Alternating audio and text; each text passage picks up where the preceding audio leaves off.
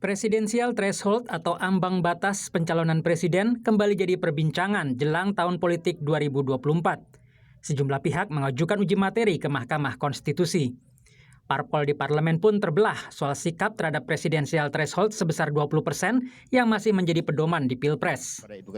PD Perjuangan menilai ambang batas pencalonan presiden 20% kursi di DPR merupakan keputusan bersama dari semua parpol.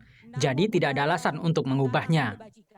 Kan dulu kan ketika diputuskan itu semua partai ya belum ada yang mencapai 20%.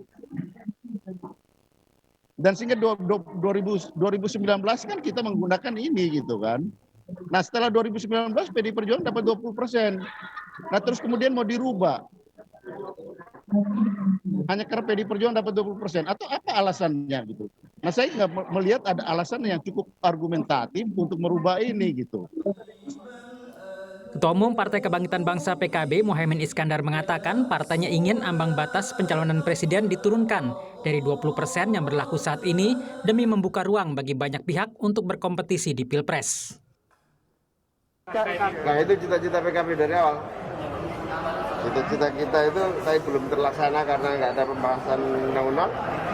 Cita-cita kita parliamentary threshold ya 5%, maksimal 10%. Saya lebih memberi ruang kebebasan ekspresi dan kompetisi, semua punya hak yang sama. Sebagai oposisi, Partai Demokrat mendukung penghapusan ambang batas pencalonan presiden. Anggota Majelis Tinggi Partai Demokrat, Sarif Hasan, mengatakan adanya ambang batas ini akan digunakan untuk menghadang munculnya calon pemimpin yang dikehendaki masyarakat.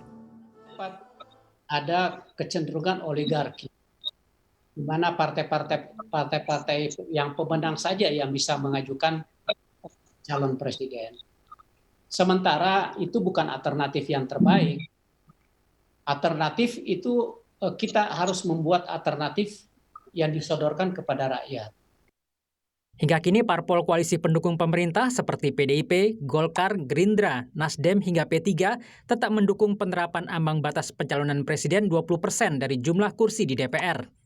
Sementara PKB ingin ambang batas itu diturunkan antara 5 hingga 10%. Sementara PAN, Demokrat, dan PKS ingin ambang batas dihapus alias 0%. Anggota Dewan Pembina Perludem Titi Anggraini mengaku sudah 2 kali mengajukan uji materi ke Mahkamah Konstitusi. Menurutnya, ambang batas pencalonan presiden menyebabkan terjadinya keterbelahan di masa saat pemilihan umum. Sejak 2014 sampai kemudian 2019, benih-benih polarisasi disintegratif, keterbelahan yang kemudian memecah masyarakat itu sangat dirasakan. Diikuti dengan disinformasi, misinformasi, penyebaran hoax yang berujung pada pelemahan kultur kewarganegaraan di masyarakat kita. Jadi semua pihak harusnya mengedepankan kepentingan bangsa, bukan mendahulukan kepentingan parpol untuk bisa berkuasa. Tim Liputan Kompas TV.